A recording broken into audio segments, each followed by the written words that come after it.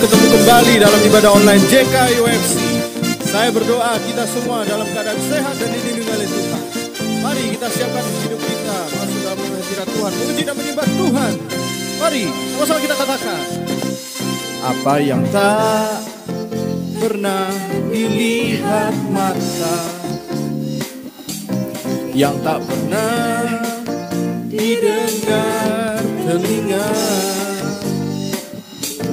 yang tak pernah timbul di dalam hati, semua disediakannya bagi yang mengasihi Dia. Lagi katakan, Allah sanggup, Allah sanggup melakukan segala perkara, dulu, sekarang dan selamanya.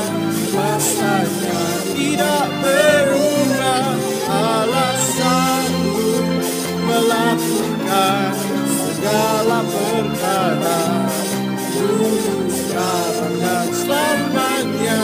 Kuasanya tak berubah.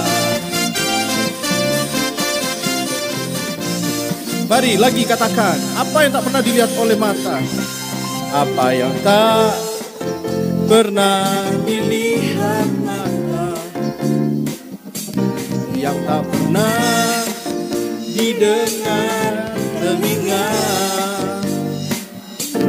yang tak pernah timbul di dalam hati, semua disediakannya bagi yang mengasihi Dia. Allah sanggup melakukan segala perkara, dulu, sekarang dan selamanya.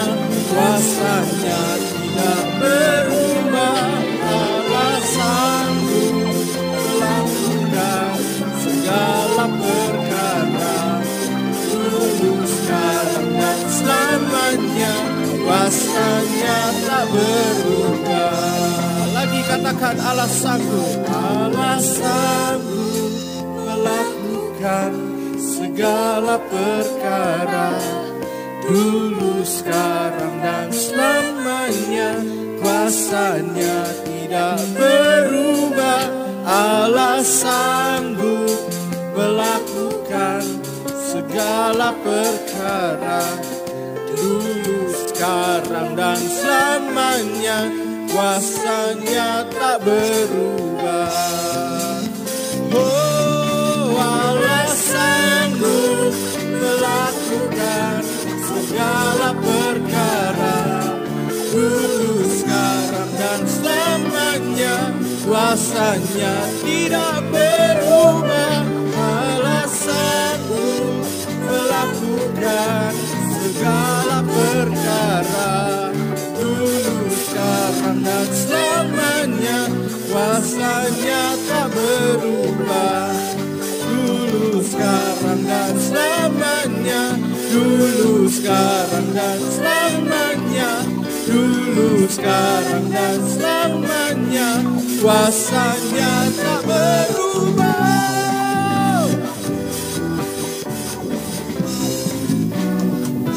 Amin. Beri kemuliaan bagi Tuhan. Shalom, mari kita belajar Alkitab sama-sama hari ini. Buka Alkitab saudara, 1 Tesalonika pasal yang ketiga. Kita baca di ayat yang kedua sampai dengan ayat yang kelima. Ya, sekali lagi 1 Tesalonika 3, ayat 2 sampai dengan 5. Firman Tuhan berkata begini, lalu kami mengirim Timotius, saudara yang bekerja dengan kami untuk Allah dalam pemberitaan Injil Kristus, untuk menguatkan hatimu dan menasehatkan kamu tentang imanmu. Supaya jangan ada orang yang goyang imannya karena apa?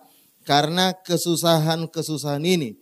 Kamu sendiri tahu bahwa kita ditentukan untuk itu. Ayat 4.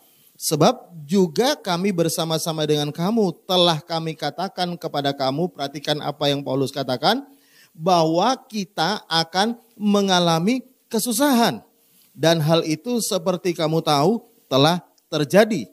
Itulah sebabnya maka aku, karena aku tidak dapat tahan lagi, telah mengirim dia supaya aku tahu tentang imanmu, karena aku khawatir kalau-kalau kamu telah dicobai oleh si penggoda, dan kalau-kalau usaha kami menjadi sia-sia.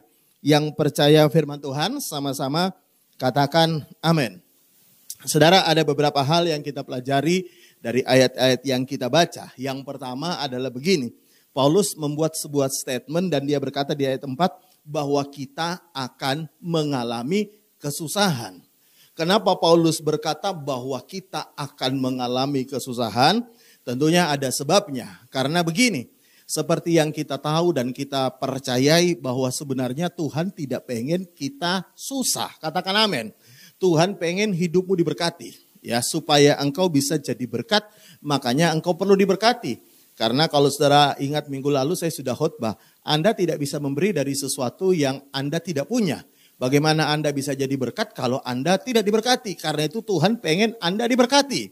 Tuhan pengen Anda sehat. Ya, Tuhan tidak pengen Anda sakit-sakitan. Tuhan pengen Anda sembuh. Katakan amin. Tuhan pengen rumah tanggamu bahagia. Katakan amin. Tuhan tidak pengen rumah tanggamu tiap hari cuma cekcok, tiap hari punya masalah, tiap hari ribut terus. Tuhan tidak pengen itu. Tuhan pengen rumah tanggamu tidak susah. Tuhan pengen rumah tanggamu bahagia. Saya percaya Tuhan juga pengen pekerjaanmu diberkati. Katakan amin. Tuhan pengen usahamu diberkati. Daganganmu laris manis. Tuhan pengen. Tetapi Paulus kemudian berkata bahwa kamu akan mengalami kesusahan. Nah, mungkin Anda berkata, Pak, iya Pak, memang kenyataannya hari ini saya lagi susah. Saya lagi susah tentang rumah tangga saya. Saya lagi susah tentang pekerjaan saya lagi susah tentang kesehatan saya. Dengarkan baik-baik ya, memang kita akan alami kesusahan. Tapi bagian yang pertama, Anda perlu tahu betul bahwa kesusahan itu bukan dari Tuhan. Saya sudah berkali-kali ngomong hal ini. Karena kenapa saya bicara ulang-ulang? Karena seringkali tanpa sadar ketika kita susah, kita lalu nyalahkan Tuhan. Tuhan bukan sumber kesusahanmu. Karena sekali lagi, Tuhan pengen engkau bahagia, engkau menikmati semua hal yang baik. Lalu dari mana kesusahan itu? Kalau saudara baca kembali di ayat yang kelima bagian yang terakhir, Paulus berkata begini. Aku khawatir kalau kamu telah dicobai oleh si penggoda dan kalau usaha kami menjadi sia-sia. Nah dari ayat 5 kita kembali mengerti bahwa ada yang namanya si penggoda.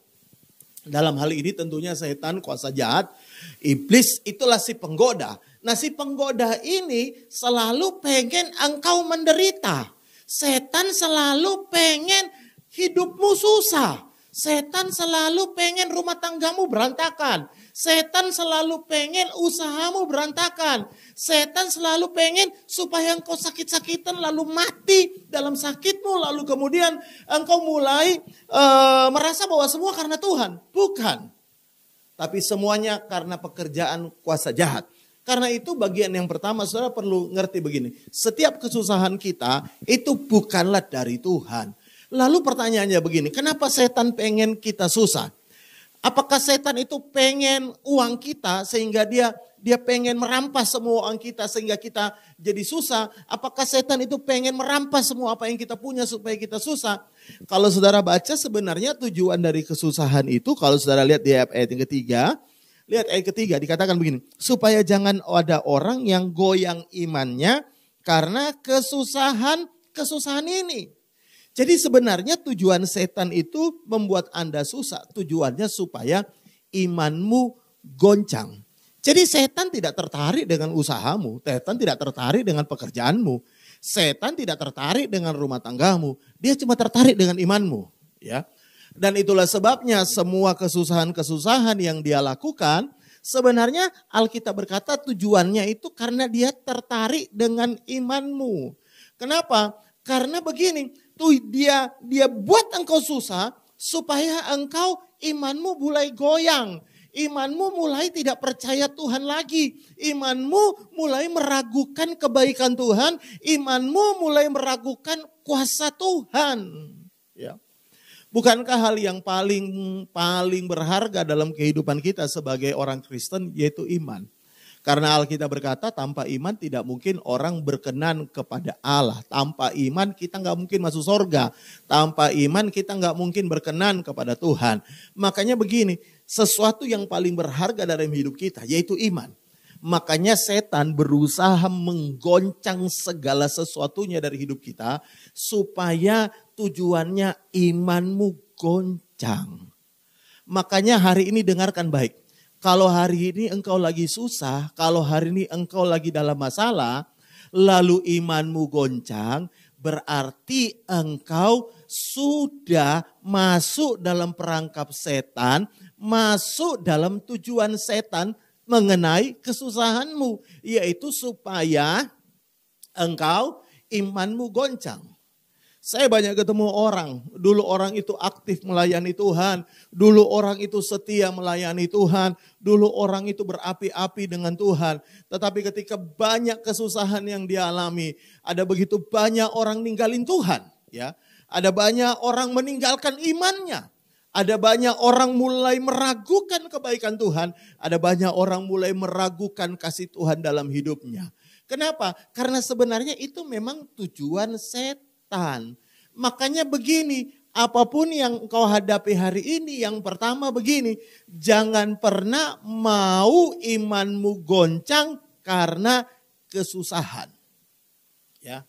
Kalau imanmu goncang karena kesusahan, berarti engkau sedang masuk dalam perangkat dan tujuan setan di dalam kesusahan yang kau hadapi hari ini. Oleh karena itu hari ini, apapun yang kita hadapi hari ini kita mau justru menguatkan iman kita. Amin. Kalau engkau susah, kuatkan imanmu. Katakan amin. Kalau engkau lagi dalam masalah hari ini, yang perlu engkau kuatkan imanmu. Makanya kalau saudara baca juga dalam 1 Petrus 5 ayat 8. Ini ayat yang sudah tidak asing lagi. Firman Tuhan berkata begini. Sadarlah dan jagalah. Lawanmu si iblis berjalan keliling sama seperti singa yang mengaum-ngaum dan mencari orang yang dapat ditelannya. Ya. Nah lihat ayat 9. Lawanlah dia. Lawanlah dia dengan apa? Dengan iman yang teguh. Sebab kamu tahu bahwa semua saudaramu di seluruh dunia menanggung penderitaan yang sama. Jadi Alkitab berkata begini. Setan itu kalau dia membuat kesusahan-kesusahan dalam hidup kita, kalau dia membuat banyak mungkin masalah dalam hidup kita, maka yang perlu kita lakukan justru kita semakin menguatkan iman kita. Saya bisa dengar kata amin yang di rumah. Nah banyak orang justru masalah melemahkan imannya. Banyak orang pergumulan melemahkan imannya. Banyak orang kesusahan melemahkan imannya. Tapi Alkitab berkata hari ini, kesusahan tidak boleh melemahkan imanmu. Tapi justru kesusahan itu Alkitab berkata, engkau lawan dengan iman yang teguh.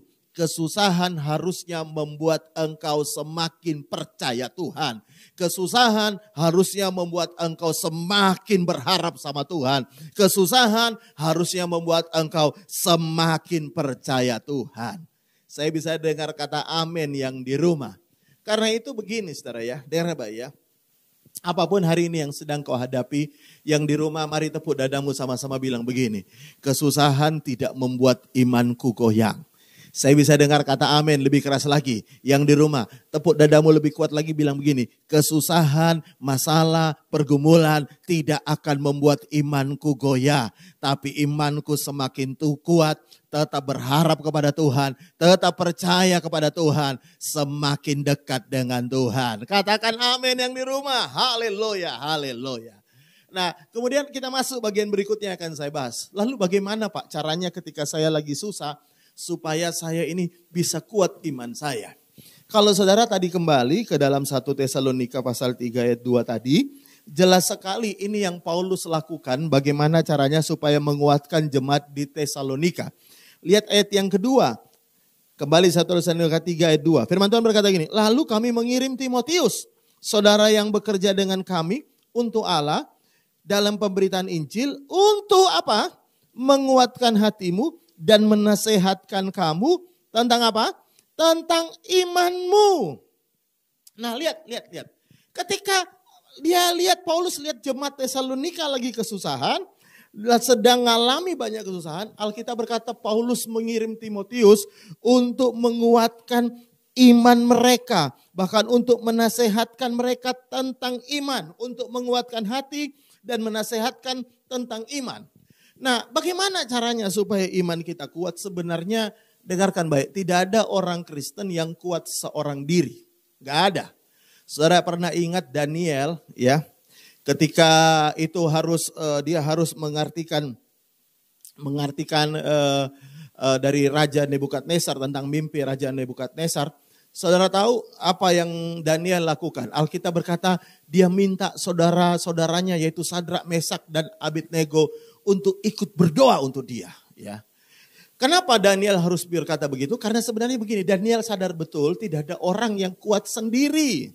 Ya, makanya kalau saudara baca dalam awal-awal gereja mula-mula, Alkitab berkata murid-murid itu sering ngumpul berdoa sehati bersama-sama. Kenapa? Karena tidak ada orang yang bisa kuat sendiri.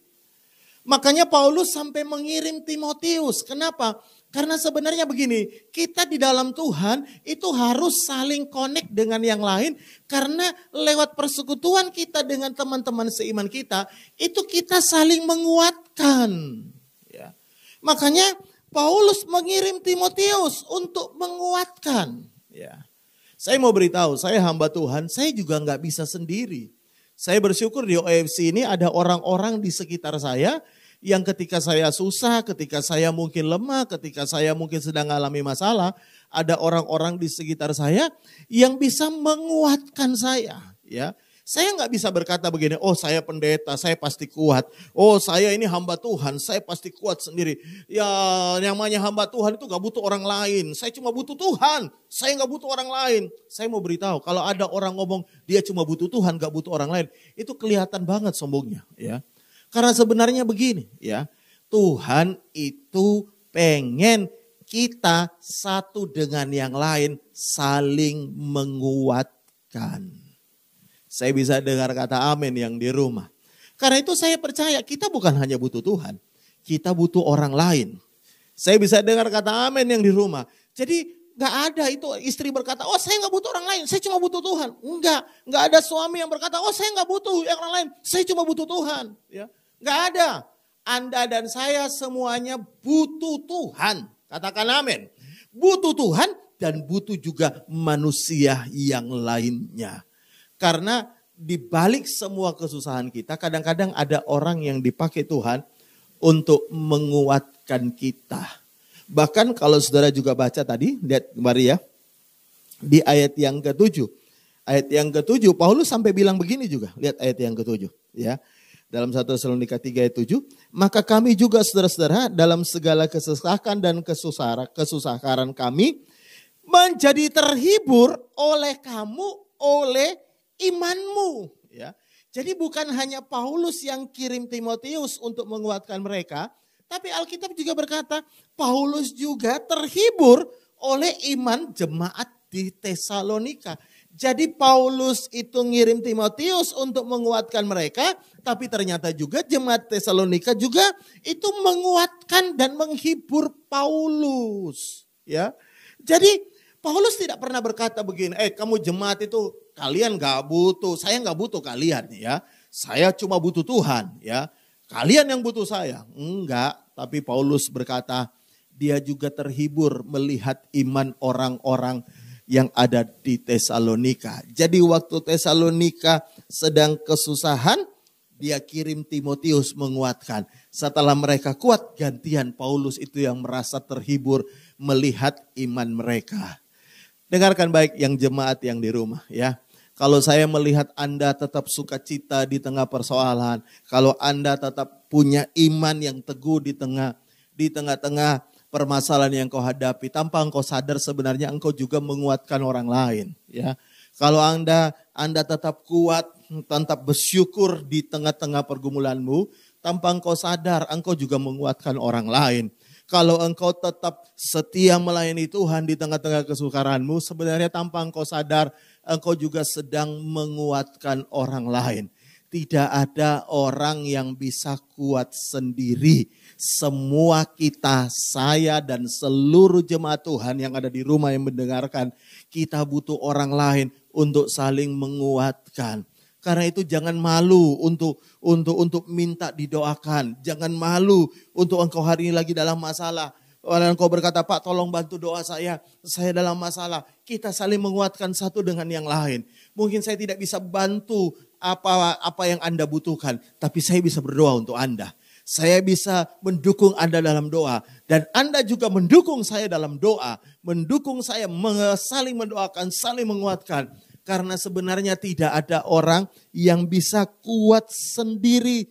Tapi semuanya kita itu kuat karena satu dengan yang lain saling menguatkan. Yang percaya katakan amin. Itu bagian yang kedua. Dan bagian yang ketiga yang terakhir dari ayat ini yang saya mau bahas, lihat kembali. Ya, kalau saudara baca di dalam ayat yang kelima kembali, ini bagian yang ketiga. Firman Tuhan berkata begini, itulah sebabnya maka aku karena tidak dapat tahan lagi telah mengirim dia, yaitu Timotius tadi, supaya aku tahu tentang imanmu. Perhatikan kalimat selanjutnya, kata Paulus. Karena aku khawatir, ya, kalau kamu telah dicobai oleh si penggoda. Jadi Alkitab berkata Paulus itu khawatir. Cuma bedanya khawatirnya Paulus dengan khawatirnya banyak orang, itu beda.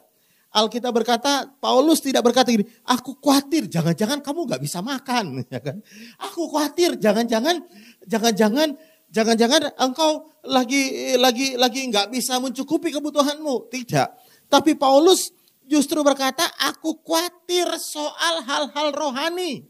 Ya, dengarkan baik. Kadang-kadang kita khawatir untuk hal-hal yang tidak seharusnya kita khawatirkan.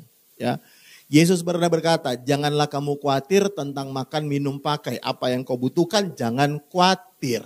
Ya, tapi Paulus justru khawatir. Tapi untuk hal-hal rohani.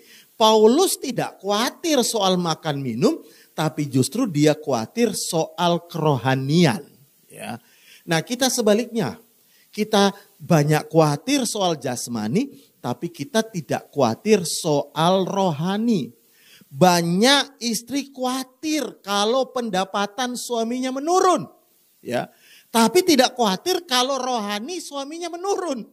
Ya kan? Mereka berkata, enggak apa-apa rohani suami saya menurun. Yang penting berkatnya tambah Pak. Ya, penghasilannya naik Pak. Rohaninya nurun enggak apa-apa. Yang penting penghasilannya naik. Ya. Banyak suami juga enggak khawatir kalau melihat istrinya itu rohaninya menurun. Tapi dia khawatir kalau istrinya mungkin pendapatannya menurun. Ya. Banyak anak-anak atau banyak orang tua tidak khawatir tentang kerohanian anak-anaknya, ya.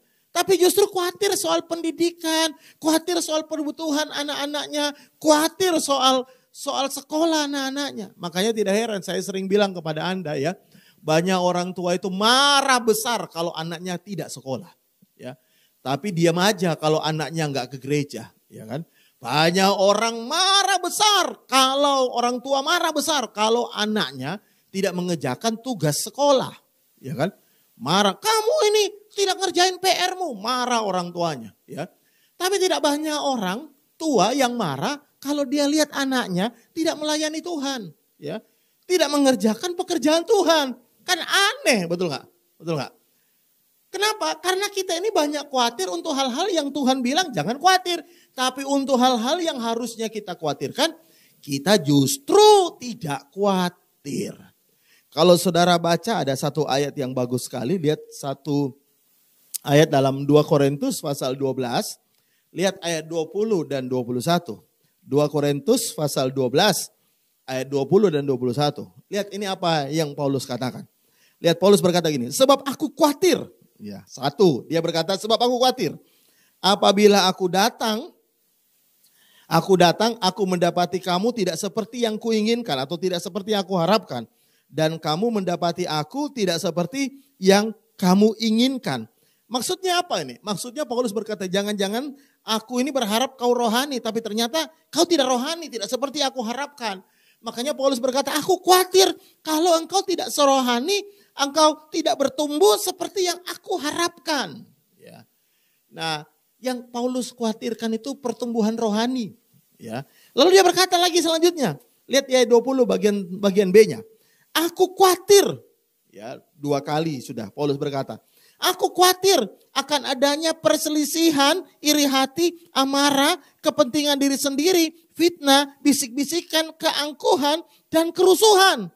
Jadi Paulus itu khawatir jangan-jangan ada perselisihan, ada iri hati. Paulus khawatir akan hal itu. Ada amarah, Paulus khawatir, ada kepentingan diri sendiri, Paulus khawatir jangan sampai dalam jemaat ada fitnah, Paulus khawatir jangan sampai ada kesombongan, keangkuhan, dan kerusuhan. Paulus khawatir. Ya. Kita ini kadang-kadang untuk hal itu nggak khawatir kan, betul nggak? Kita nggak khawatir untuk kesombongan, iri hati, perselisihan, amarah dalam hati kita nggak khawatir. Ya, kita lebih khawatir kalau uangnya berkurang. Kita lebih khawatir kalau uangnya nggak ada. Kita lebih khawatir kalau kita sedang mengalami masalah-masalah secara jasmani. Tapi 2 kali sudah Paulus berkata aku khawatir. Nah sekarang lihat 21 dia bilang gini nih. Aku khawatir. Paulus bilang aku khawatir lagi. Bahwa apabila aku datang lagi, Allahku akan merendahkan aku di depan kamu. Dan bahwa aku akan berduka cita terhadap banyak orang yang di masa lampau berbuat dosa dan belum lagi bertobat dari kecemaran, percabulan, dan ketidaksopanan yang mereka lakukan. Jadi Paulus itu khawatir ada orang-orang yang tidak bertobat. Ya. Saya mau tanya para suami-suami atau istri-istri, kapan Anda khawatir? Bu, kapan Anda khawatir kalau suamimu belum bertobat? Ya. Banyak istri berkata, saya nggak khawatir suami saya mau bertobat atau tidak. Yang penting kerjaannya lancar, uangnya lancar. Ya. Loh, saya mau beritahu, Paulus tidak khawatir soal itu. Tapi dia khawatir justru pertobatan. Ya. Kapan orang tua khawatir tentang anak-anaknya? Ya. Anak-anaknya yang belum bertobat. Kadang-kadang kita khawatir tentang masalah anak kita. Masa depan mereka gimana ya Pak ya. Pendidikan sekarang mahal Pak. Gimana ya anak-anak saya. Apakah saya sanggup nanti menguliahkan dia. Apa sanggup membiayai sekolahnya. Saya khawatir Pak anak-anak saya masa depannya gimana. Ya. Kita khawatir tentang anak-anak kita tentang masa depannya. Tapi kita tidak khawatir tentang pertobatan anak-anak kita. Ya. Mestinya hari ini yang menjadi concern doa para orang tua, para keluarga berdoa untuk pertobatan keluarganya. Bisa bilang amin yang di rumah. Ya, kita hanya berdoa seringkali soal pekerjaan, soal bisnis, soal rumah tangga, soal yang lain. Saya tahu kita perlu berdoa untuk itu. Tapi seringkali kita tidak terlalu khawatir untuk hal-hal rohani. Paulus berulang-ulang bahkan dalam 2 ayat yang tadi kita baca 3 kali. Bahkan di dalam 1 Tesalonika tadi dia juga bilang aku khawatir semuanya bicara tentang hal rohani. Hal jasmani dia tidak khawatir. Tapi hal rohani dia khawatir. Bagaimana dengan kita? Kita seringkali khawatir untuk hal-hal jasmani. Tapi kita tidak khawatir untuk hal-hal rohani. Saya berdoa hari ini dari ayat-ayat yang kita baca memberkati kita. Yang pertama kesusahan bukan dari Tuhan. Kesusahan dari kuasa jahat. Dari setan yang ingin tujuannya menggoncang imanmu. Yang kedua bahwa sebenarnya kita ini harusnya saling menguatkan. Saya menguatkan Anda yang di rumah dan Anda juga menopang saya dalam doa. Kita saling menguatkan. Karena tidak ada orang yang kuat sendiri. Semuanya kita saling terkonek satu yang lain. Saling menguatkan. Dan yang ketiga terakhir dari ayat yang kita baca. Kita harus lebih khawatir untuk hal-hal rohani daripada hal-hal jasmani. Bukankah Tuhan pernah berkata begini, burung di udara dia pelihara, bunga di taman dia hiasi. Jangan kamu khawatir tentang apapun juga. Tapi mulailah hari ini berdoa banyak untuk suamimu yang belum bertobat. Berdoalah banyak untuk anakmu yang belum bertobat. Berdoalah banyak untuk istrimu yang belum bertobat. Berdoalah banyak untuk orang tuamu yang belum bertobat. Berdoalah banyak untuk semua orang-orang hal-hal rohani. Berdoalah yang banyak untuk pertumbuhan gereja. Berdoalah yang banyak supaya banyak jiwa-jiwa yang boleh dibawa kepada Tuhan. Mereka bertobat dan diselamatkan. Memenuhi sorga dengan orang-orang yang sudah diselamatkan. Apakah Anda khawatir akan hal itu? Atau Anda hanya hari ini sibuk khawatir tentang hal-hal jasmani? Saya percaya Tuhan Yesus memelihara hidup kita. Yang percaya katakan amin. Mari kita mau berdoa. Tuhan Yesus terima kasih buat hari ini kami sudah mendengar dan belajar firman-Mu. Kami berdoa dalam nama Tuhan Yesus, biar firman Tuhan yang sangat sederhana ini memberkati kami semua. Kami pulang, kami tahu kami dikuatkan, kami diubahkan, kami diberkati, kami dihiburkan, bahkan kami boleh mengenal Tuhan lebih lagi. Dan itulah sebabnya Engkau berkati semua jemaat OFC yang sudah ikuti ibadah online ini dimanapun mereka berada. Engkau memberkati kami semua. Dan mari jemaat angkat tanganmu sama-sama, siap terima berkat Tuhan. Kalau engkau percaya, aminkan dengan imanmu dalam nama Tuhan Yesus. Kami percaya terjadi. Tuhan memberkati engkau dan melindungi engkau. Tuhan menyinari engkau dengan wajahnya dan memberikan engkau kasih karunia. Tuhan menghadapkan engkau dengan wajahnya dan memberikan engkau damai sejahtera. Dalam nama Tuhan Yesus, terimalah berkat dari Allah Bapa, cinta dan kasih sayang Tuhan kita Yesus, persekutuan dengan Allah Roh Kudus menyertai kita sampai Maranatha. Dia menjemput kita di awan-awan. Dan yang percaya sekali lagi sama-sama katakan amin, amin, amin, amin.